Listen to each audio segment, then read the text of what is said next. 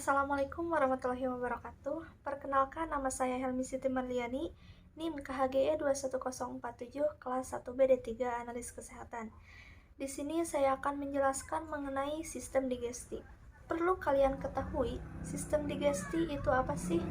Nah, sistem digesti atau bisa disebut juga dengan gastrointestinal adalah sistem organ dalam manusia yang berfungsi untuk yang pertama, menerima makanan, yang kedua, mencernanya menjadi zat-zat gizi dan energi, yang ketiga, menyerap zat-zat gizi ke dalam aliran darah, serta yang keempat, yang terakhir yaitu membuang bagian makanan yang tidak dapat dicerna atau merupakan sisa proses tersebut dari tubuh. Nah, yang selanjutnya ada 4 aktivitas digesti. Yang pertama yaitu ada ingesti, atau bisa juga disebut dengan memasukkan makanan ke dalam tubuh. Yang kedua ada digesti, untuk memecah makanan menjadi bagian-bagian yang lebih kecil. Yang ketiga ada absorpsi, menyerap makanan dari saluran pencernaan dipindahkan ke sistem kardiovaskuler. Dan yang keempat, yang terakhir yaitu defekasi, pengeluaran sisa makanan yang tidak dapat dicerna keluar tubuh. Nah, yang selanjutnya itu adalah ada proses pencernaan. Yang pertama, pencernaan secara fisik atau bisa disebut juga dengan mekanis, proses perubahan molekul makanan yang besar menjadi kecil. Yang kedua, pencernaan kimiawi atau kemis, proses perubahan molekul bahan organik yang ada dalam bahan organik yang ada dalam bahan makanan dari bentuk yang kompleks menjadi molekul yang lebih sederhana dengan bantuan enzim. Yang selanjutnya yaitu ada organ pencernaan utama. Yang pertama ada rongga mulut, yang kedua kerongkongan, yang ketiga lambung, yang keempat usus halus, yang kelima usus besar, yang keenam poros usus, dan yang ketujuh yang terakhir yaitu ada dubur.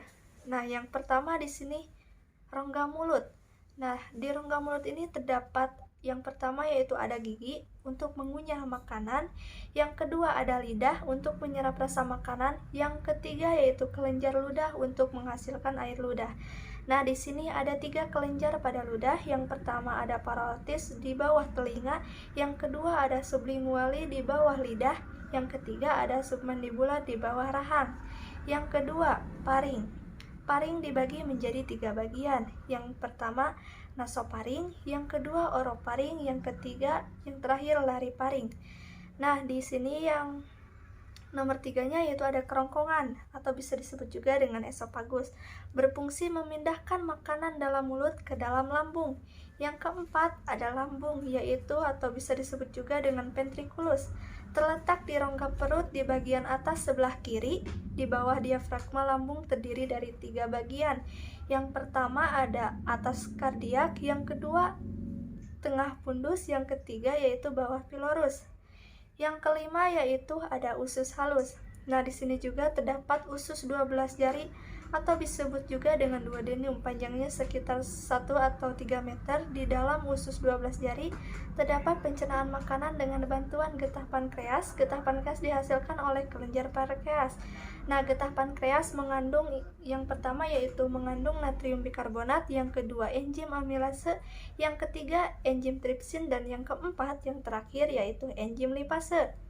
Nah, yang keenam yaitu usus besar. Makanan yang diserap dari usus akan diteruskan ke usus besar yang akan menjadi feses. Nah, fungsinya itu adalah membusukkan sisa makanan atau oleh bakteri Escherichia coli menjadi feses. Makanan setelah berbentuk feses terlebih dahulu masuk ke rektum dan diteruskan ke anus. Nah, anus ini tempat keluarnya feses makanan sisa proses pencernaan.